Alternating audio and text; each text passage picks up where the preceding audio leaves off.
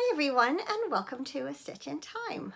Today is Thursday, November 24th, 2022, and this is episode 237. I'm Carol, also known as Knits and Pearls on Ravelry, and I live east of Vancouver in the Fraser Valley of British Columbia, Canada. I hope you're all doing well, that you've had a good week. I've had a good week, but it's been pretty busy and I've spent a lot of time away from home, especially during the day. But I am grateful to be home this afternoon and able to record. Despite not being home, I have managed to do a fair bit of knitting, and I have a couple of finished projects and some new projects to share with you. But before I do, first off, I want to wish all of my American friends a very happy Thanksgiving.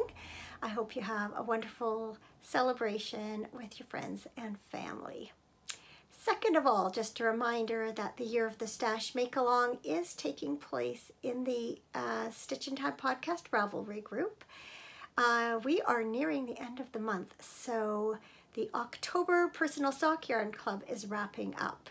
If you have completed socks for October, be sure to post them in the FO thread by the end of the month.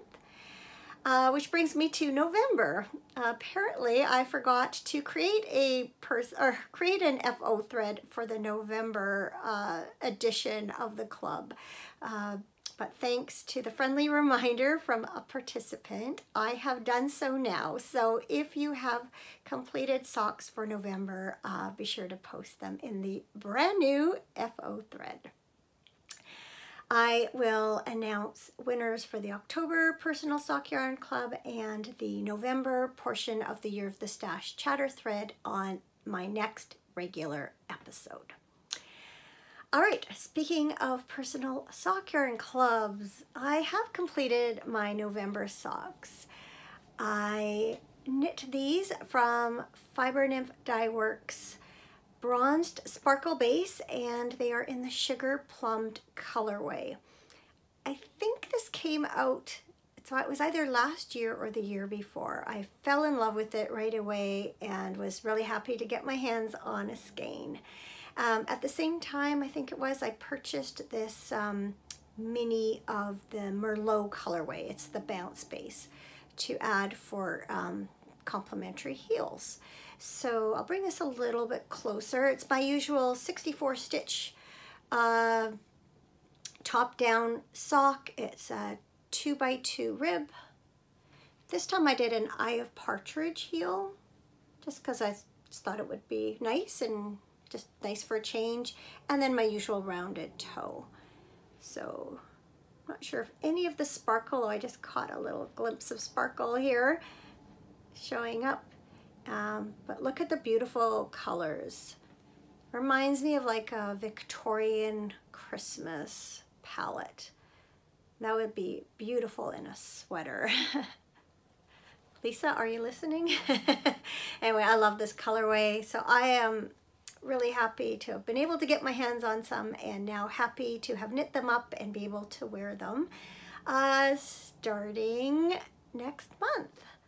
When I pull out all my Christmas and holiday socks, and I wear them for the entire month of December.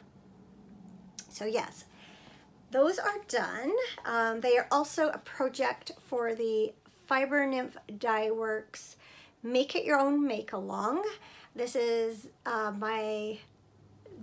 having knit this completes my Fiber Nymph Dye Works yarn requirement for the fourth quarter.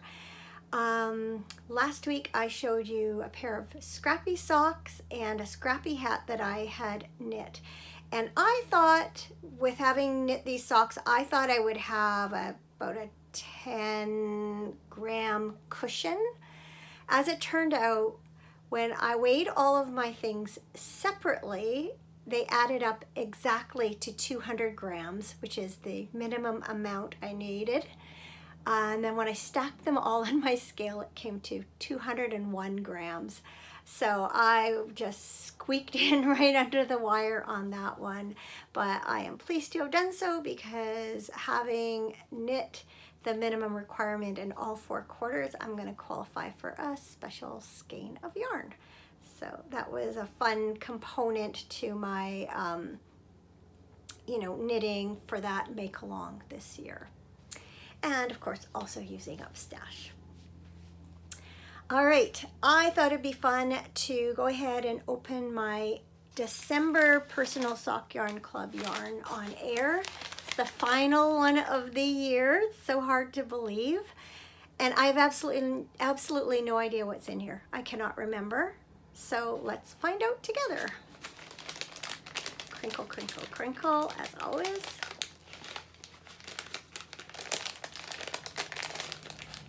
There have been very few that I've remembered throughout the year. Some yarns I remembered putting away, but I didn't know when they were going to show up. There were a couple I absolutely did remember. Okay, I haven't looked. Very soft, whatever it is, soft and cushy.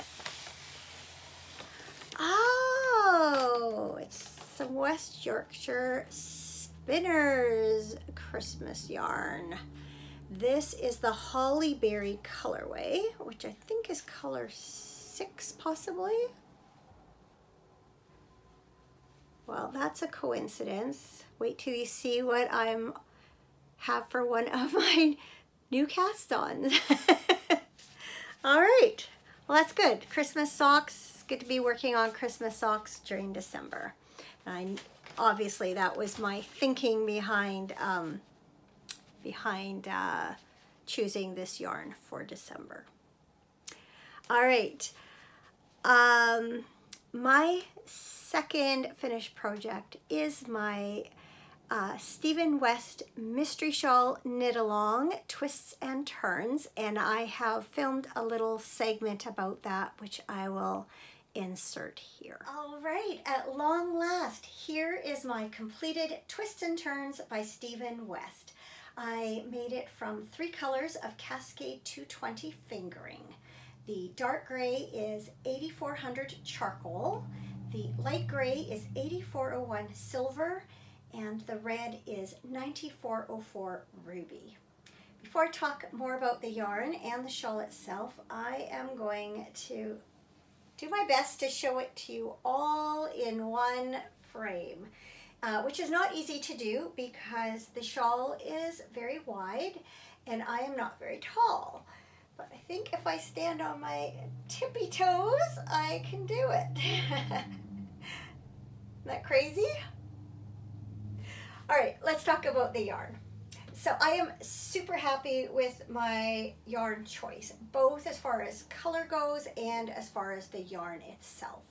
So I chose my color palette based on a kit that I saw on the Stephen and Penelope website for this mystery shawl. I really love gray and red together. I think it's really classic, and red happens to be my favorite color, especially this shade of red. Hopefully the camera picks it up well, but it is a dark blue, cool toned red as opposed to a bright tomato red. I like the fact that other than having a bit of a heathered look to them, the yarns themselves or the colors themselves are plain. There are no speckles or variegation, and I think that really helps to show off all the different design elements in this shawl. I'm sure most of us know, Stephen West shawls, especially the mystery shawls, tend to have a lot going on in them, and in this case I think the simplicity of this sort of rather plain yarn turned out to be the best choice. I also think that with the dark and light gray, they play off each other well, and then the red adds just this nice bright pop of color. Another thing I really like about this yarn is that it's quite lightweight. It is 100% non-superwash Peruvian Highland wool. And I guess you could say it's a little bit on the rustic side, but even so, it's actually like next to skin soft. I tend to have a problem wearing rustic wools and things like alpaca and mohair, but I can put this on the back of my neck and it doesn't feel prickly. I feel like I could wear this next to my skin. In fact, I have quite a bit of yarn left over, and I am considering ordering some more of the charcoal and knitting a colorwork yoke sweater with my leftovers. Speaking of leftovers, I already had the charcoal in my stash, so this was not a big financial investment for me. The yarn itself is really reasonably priced, so even if I had bought all of it at once, it wouldn't have been too bad. But as it was, all I needed to do was buy the silver and the ruby, and so it didn't cost me a lot to make the shawl. It can be a big investment to buy all of the yarn you need all at once to make something sight unseen. Because it's a mystery, you just don't know what it's going to look like when it turns out, and you don't know if you're going to like it in the end. I would say that overall I do like this shawl, partly because of the colors I've chosen, but I think it's a really cool design. The only thing I'm struggling with a bit is how to wear it, and I know I'm not the only one to say that. What I've sort of found the best way so far is to do something like this. That way you can see the different design elements.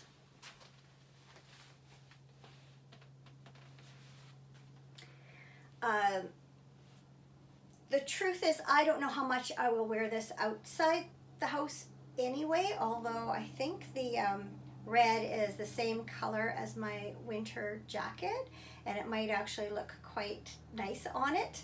I tend to be fairly conservative how I dress, so I'm not sure how comfortable I would feel. At the same time, I think it would look really, really stylish. Most of the time, I'll probably just wrap up in it at home. As I mentioned, it's very lightweight but warm, and I can definitely see myself wrapping up in this on a cool winter morning or evening for that matter. All right, so let's talk more about the shawl. I am going to come a little bit closer so you can see the various design elements of it, but I'm going to draw up my chair here. Oops. So that you can see my face while I do that. Otherwise, I'll be out of frame. So here's where it all began. This crazy, beautiful chevron section. So we started knitting up these chevrons with these weird strips that were being formed in between them. The section was not my favorite to knit. It took a long time, and like a lot of other people, I got tired of casting on and casting off. But wow, when I discovered what we were going to be doing with all those strips, that changed everything. I think this, picked up, knitted stitch section, I just think it's such a clever idea, very, very stunning, very textural, really unique, very clever. And I think this would look amazing as the yoke of a sweater. Not that I'm in the mood to knit this anytime soon, but I think that would be a really neat idea for the top of a sweater. Then it was on to clue 2, which was first this kind of fan-shaped striped garter stitch and twisted rib section. And we got to play with our contrasting color, or our accent color, I should say, the red. And then we added on this beautiful cabled section. It wasn't until the end of clue 3, though, that we learned of this optional I-cord embellishment that you could insert through your antler cables. But I love that. That and this section 1 are my favorite design elements on this shawl. And then clue 3, we knit this crazy long band of this meandering twisted rib and wondered what in the heck we were going to do with it. So then in clue 4, we learned that we were going to pick up the edge of it while knitting these garter and stockinette stripes. And I think that's a really nice finish to it. It picks up the striping in the first section and carries on those horizontal, or those vertical lines, and ties section 1 and 3 together. Actually, ties them all well together. Then there was a different edging that I was supposed to do here.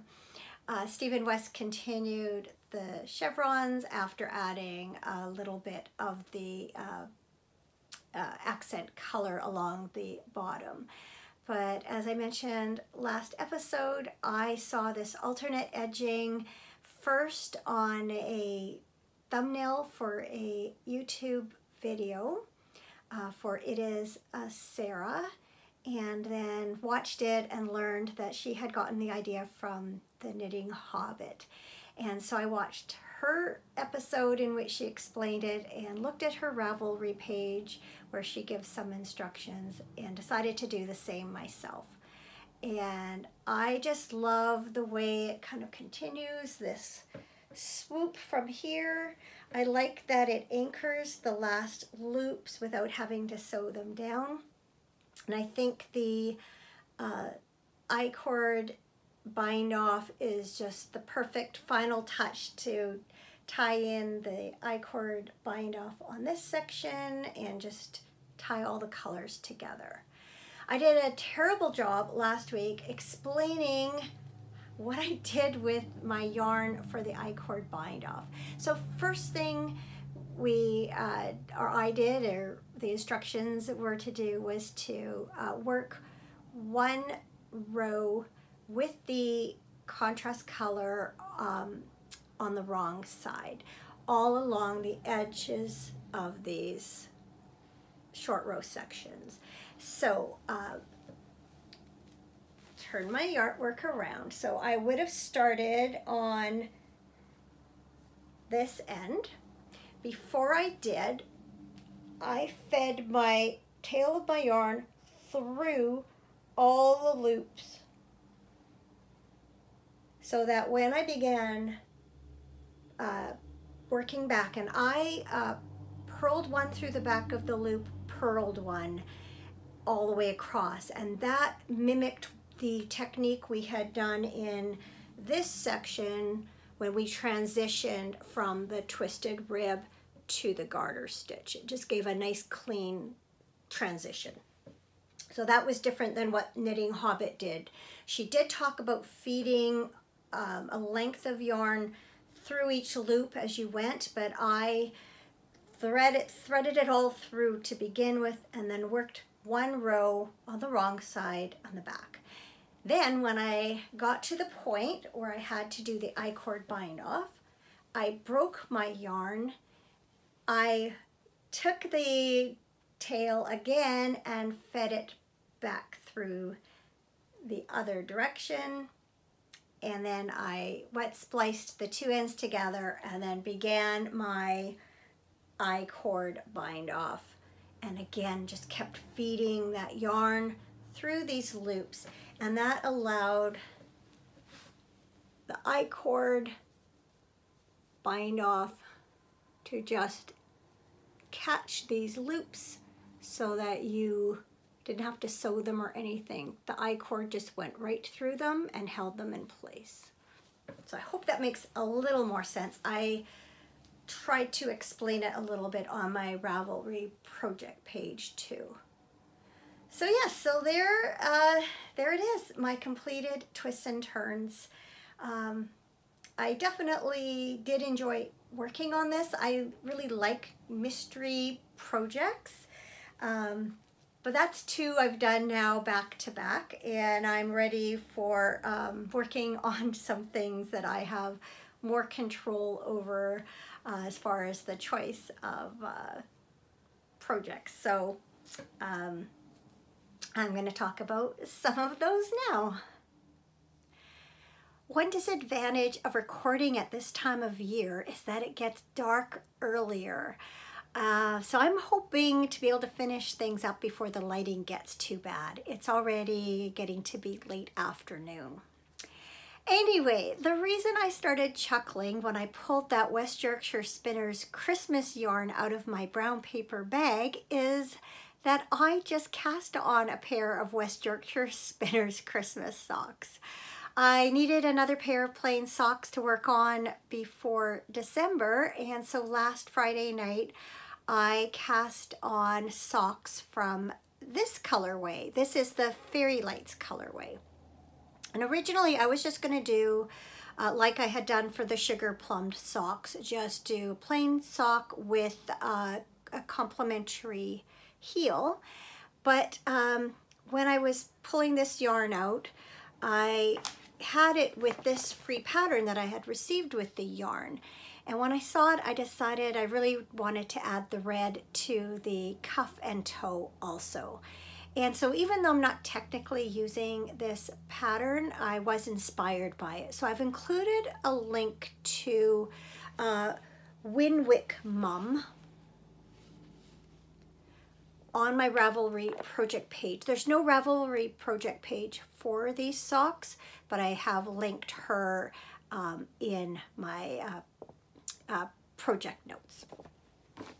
So I've actually got quite a bit done on them, more than I would have expected, but I ended up having a lot of knitting time over the weekend. So I have one sock that is ready to put the heel on.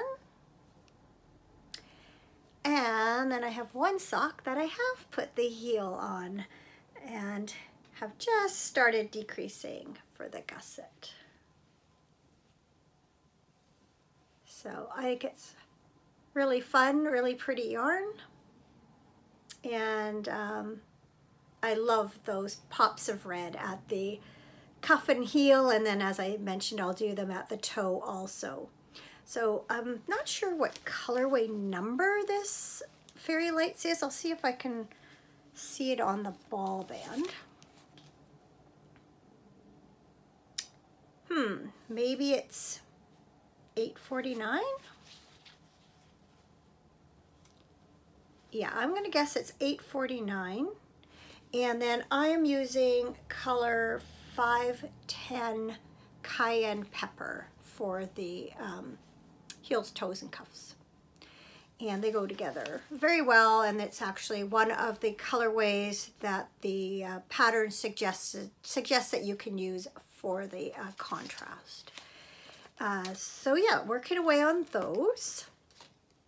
Not sure if I'll get them finished before I cast on the next ones, but I will most likely, well, for sure I'll be doing the heels also out of the red for this Hollyberry colorway, but I also may do the cuffs and toes. We'll just see when I get there.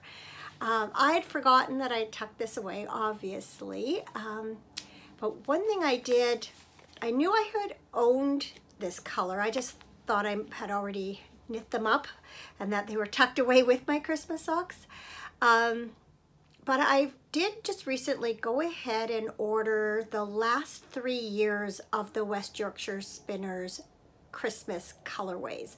I'm not sure why I haven't had them before now, but there's Gingerbread is the most recent one, and then there's one something to do with tinsel, and then one something to do with like the sky or night or something like that. And those two are totally different than these ones. So I'm looking forward to getting those and knitting them up probably in a future year. I think by the time I'm done with those, I'll probably have had enough of West Yorkshire Spinner Christmas colorways for this year. All right, so I'm going to just tuck those away. another project, I actually have kind of put these down for now and picked up the cowl that I am making for our son's girlfriend for Christmas. It is Brighten Up by Lisa K. Ross of Paper Daisy Creations. I am making it out of a Sweet Georgia Yarns Party of 5 mini set in the Coffee Date colorway. I started this cowl on the plane going to Mexico a few weeks ago, and then I worked on it on the way home also, and I don't think I had done anything since, or not much anyway. So I pulled it out to work on it the other day, and I started to cast on. I had finished the whole back, which looks like that, and I'd started to cast on the stitches for this section that goes all the way around the front. And I worked a few rows, and then I was starting to second guess my color placement. I really wanted the blue and yellow in this set and the brown to kind of be center stage, and I was finding it just wasn't. So I ended up taking it all back and redoing it with a new color order, and I'm really glad I did because I like it better. So I did complete the back. So I had started out with dark blue, light blue, gray, and then I went into brown and yellow. And I just like the way I've broken up the gray from the blue and the brown from the yellow. I didn't like them together. So that's how the back looks. And then last night I cast on the stitches for a round, and I've done one pattern repeat. So now what's going to happen is I'm going to be using this darker blue with the brown and doing this striping and slipped stitches. So glad I did that, because the blue and the yellow are now going to be more center stage than they were before. If I'd done it the way I had planned in the first place, the blue would have been around the edge, but it would have been like brown and yellow in the middle. So anyway, been working on that, enjoying getting back to that. I really love this pattern. I still love this pattern. I was actually thinking, as I was working on this last night, and I had one of my other cowls that I had made sitting on the coffee table in front of me, sort of for reference. And I was thinking how cool like this center area would look as either some kind of coaster or a hot pot mat for your table, or how cool would these squares look as Afghan squares.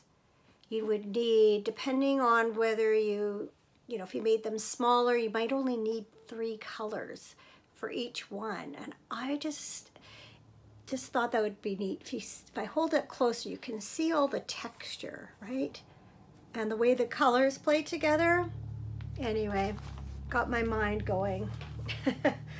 Sometimes that's a dangerous thing, because I already have a lot of projects I want to do, but I just thought that might be a cool way to use up fingering weight scraps.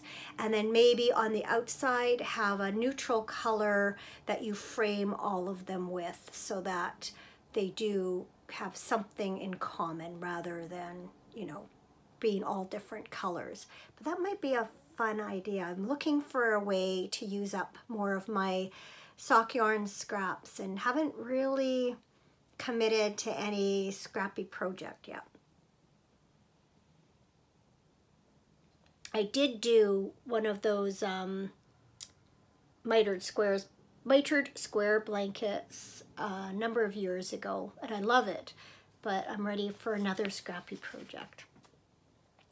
One more work in progress. I cast on for Sean. This is a beautiful sweater by Elizabeth Doherty. And I first saw it, I think, back in September. Immediately ordered the yarn for it and have been itching to cast it on ever since. So once I finished up Twists and Turns, I gave myself permission, and so I did some swatching. I had ordered the Rowan Felted Tweed. This is color 177 clay, and I am pairing it up with 150 Rage. I had ordered some blue, which also goes really well. And I'll show you, I can't remember the color number. I think it's Sea Salter, I think is the name of the colorway. And I did do a little bit of swatching with both just to get an idea. And I actually think they look really nice together, but I want to keep the sweater just in with the one color of contrast. But I was thinking that that would look gorgeous like in a color work hat,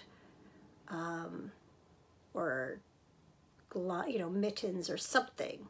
So definitely that color will get put to use, but I've decided just to settle on the red for my sweater.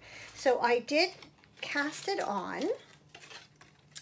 I should have probably put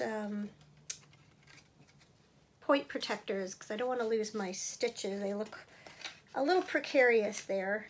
Hang on, I'm tangled up in my yarn label.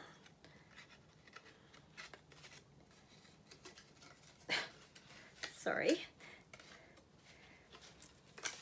So I did cast it on, and I cast on the smallest size because I am concerned about the neck being too wide. So I followed the designer's instructions or suggestions, and I cast on for the smaller size, and then after I worked the short rows, I increased to, I think it's the third size that I'm making. And I'm making it with less ease than the pattern calls for because I don't like really loose sweaters. And so just trying to find the front and the back. It's hard to tell. Oh, okay, that's the back. So I only have a couple of pattern repeats done so far.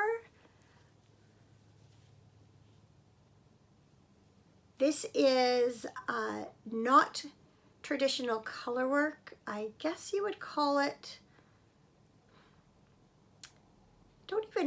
I don't even think it's mosaic knitting. It's just all these stitches are created with, or all the color work is created with slipped stitches.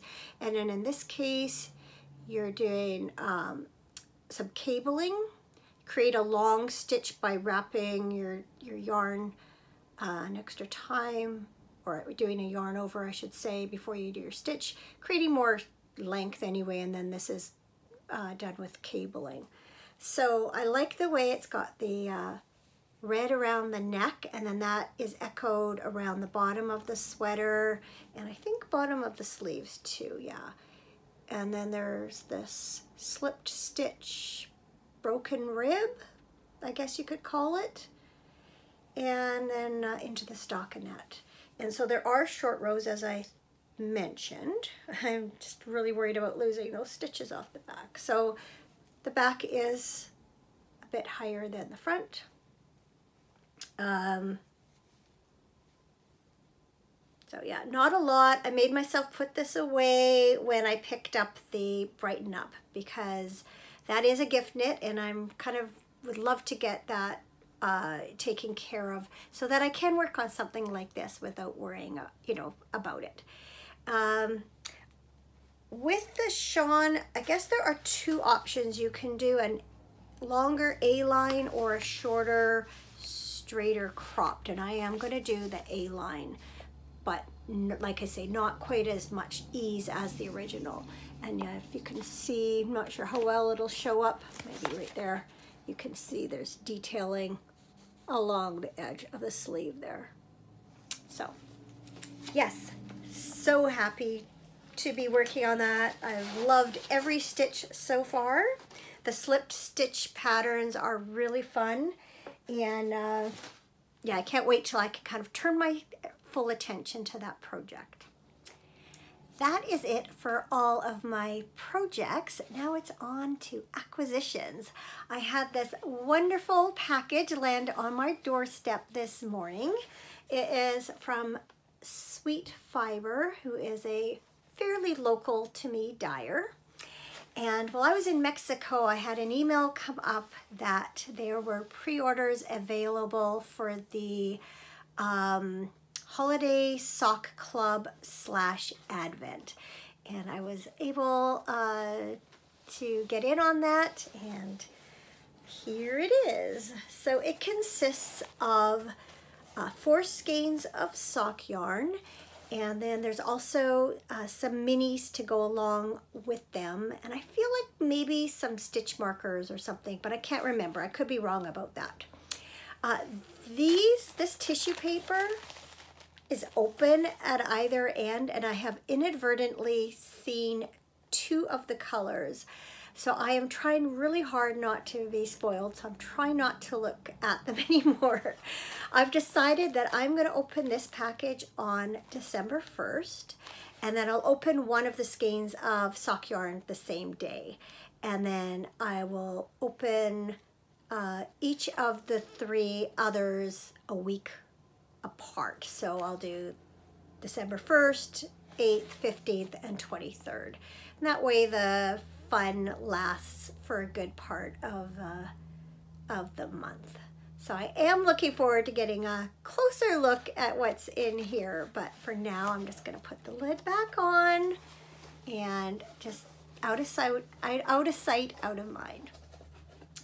I am also expecting a holiday countdown collection from Fiber Nymph Dye Works. Shipping or tracking tells me that it is currently in customs in Toronto. So yay, it's made it into the country. It just has to make it through customs. And once it does, it shouldn't take too long to get here. So I'm hoping it'll be here by December 1st, but if not, it's not the end of the world. I'm a big girl. I can handle it. And then on a whim the other day, I ordered the David's Tea Advent collection for this year. I had one a few years ago, which was really fun to open. And since then, I've used that box every year, put chocolates in all the little drawers. I thought it would be kind of fun to do it again. I had a gift card that I had gotten for my birthday back in March for the same amount as the calendar was on sale for.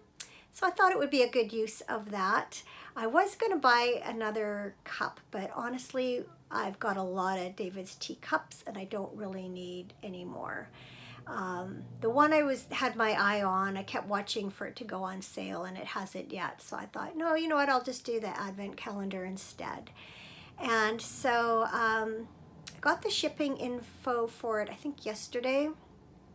One thing said it was going to be here by the 5th, but another said by the 1st. So we'll see. Again, it'll get here when it gets here, and if it's a day or 2 or 5 late, it's not the end of the world. Speaking of David's Tea cups, I don't usually start Christmas things until December 1st, but I have been using this for a week or so. I love this one. We put our Christmas lights up on Sunday, but we haven't turned them on yet. We'll wait till the 1st of December. It was just a really decent day weather-wise, and we figured let's do that now while the weather is cooperating, because we have been known to have been putting them up in like freezing cold, really terrible weather in December just so we can get it done. So this year will be a whole lot easier. We'll just plug it into the thing when the time comes. We had, other than that, a fairly busy weekend. Actually, Saturday was the busier of the 2 days. We did some shopping in the morning, and then while we were out, our son and daughter-in-law contacted us, wanted to know if we wanted to get together for happy hour that evening, and we said yes, but we also had to go to our daughter's place before that. We were picking up some groceries for them, and then we had planned actually to go on Sunday originally.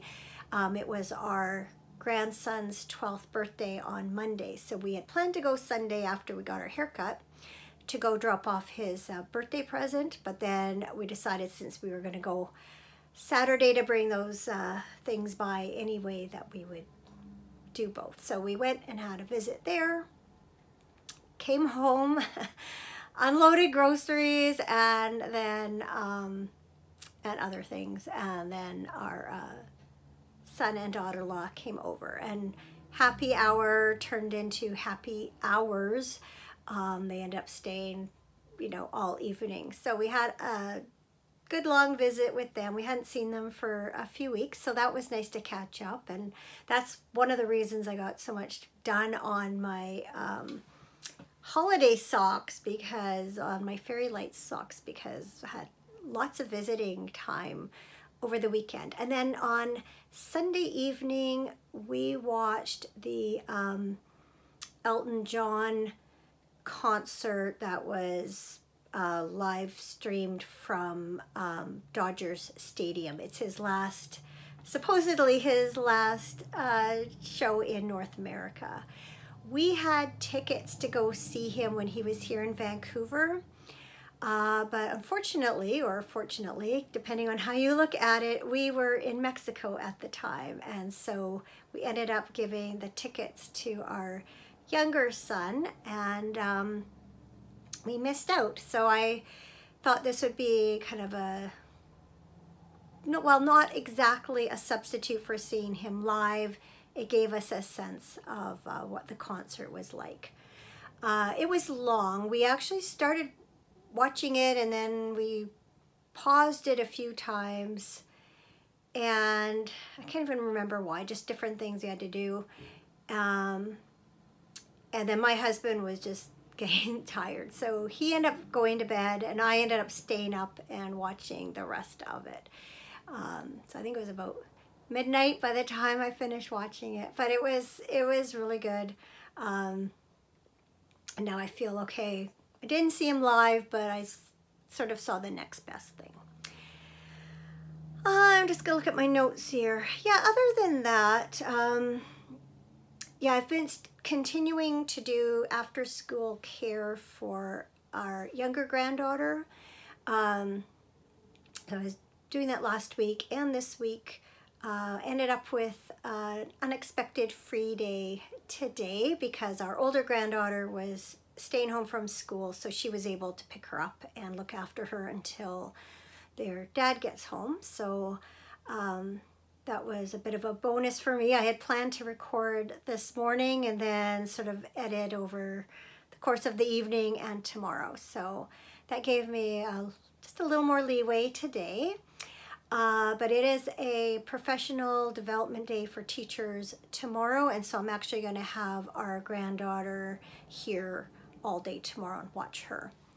But that will soon be coming to an end. Our daughter's new position is officially going to start on December 1st, so next Thursday. So I'll just have tomorrow and 3 more days next week that I'll watch her after school. And then there are a few dates later in the month because our daughter has to go away for some training. But it's been actually quite enjoyable. So it's, going it's always fun just to see all the kids on the playground and stuff when you go. You forget when you don't have little kids around you all the time, just what it's like. And it's so cute because she comes out of her classroom and we always walk hand in hand back to her house and hang out there. And then I've brought her here a couple of days when it's been more convenient for me, but most days I'm over there. Anyway, it's been good, but it'll be also good to sort of get my regular routine back. Let me see, anything else? Oh, this coming weekend on Saturday, we're going to be taking part in a charity volleyball. I always say tournament, but I use that word loosely. It's a fundraiser for a service group, a local service group, but they collect money and unwrapped toys for kids for Christmas.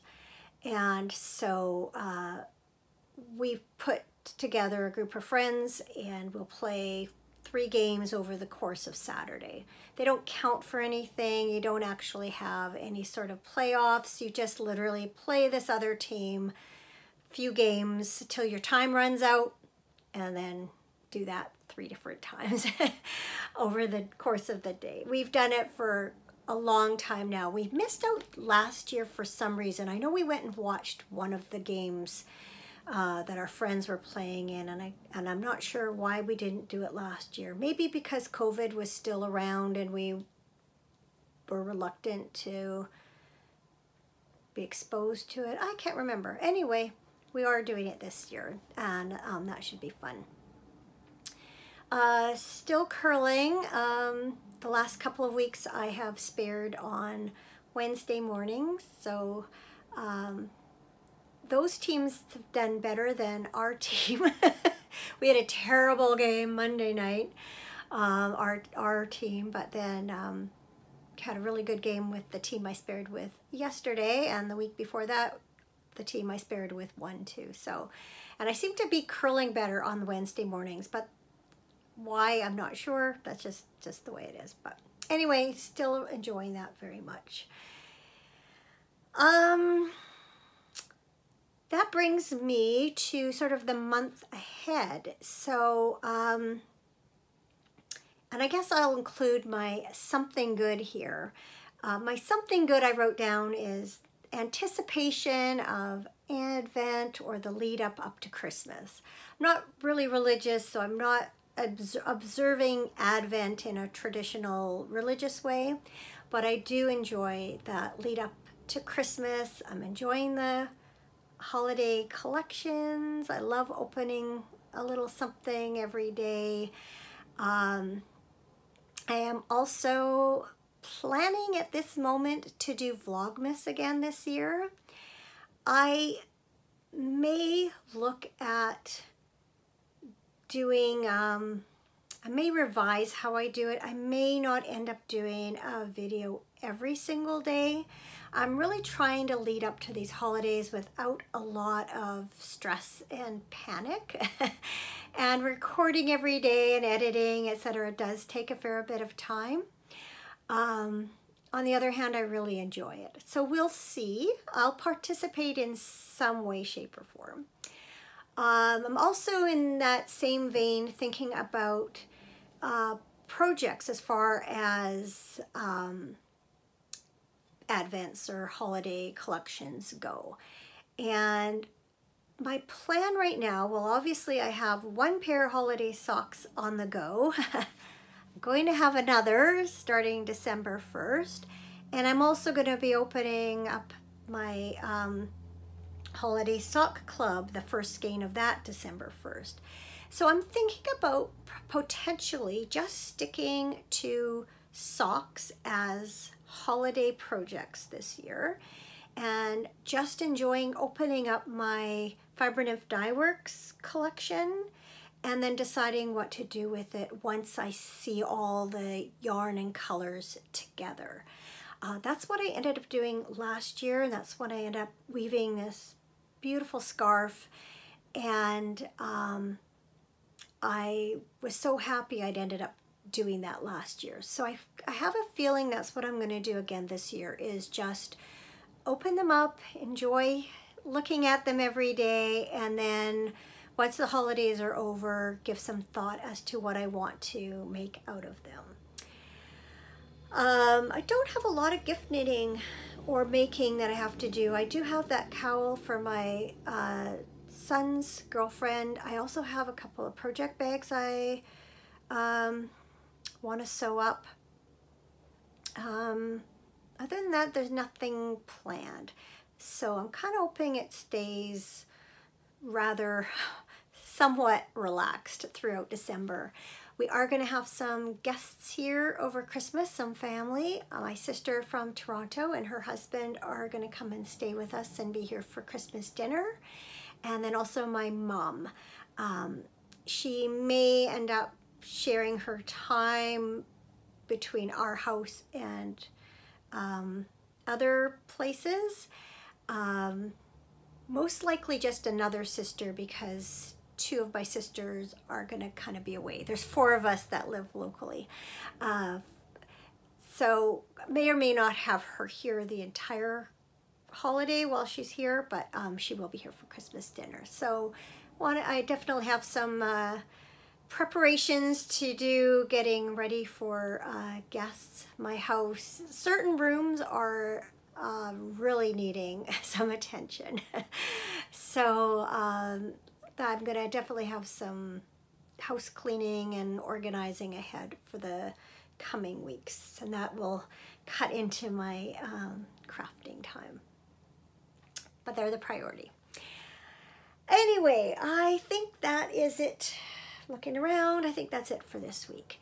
So thank you as always for watching and for all your kind comments and feedback and your participation in the Year of the Stash. I will most likely be doing a separate introductory video sometime in December about the make-alongs that I'm planning for next year, so keep your eye out for that. And looking at next week, if all goes well, I will record a regular episode, most likely on December 1st. Because if all goes well, I will have the day on my own, and that'll be the first day of my Advent. So as I'm saying it, I'm not really sure. Possibly, probably, look for a regular episode next week. If not, then look for at least one Vlogmas episode late next week. So take care until then. I hope you have a great week ahead, and I will see you again very soon. Bye for now.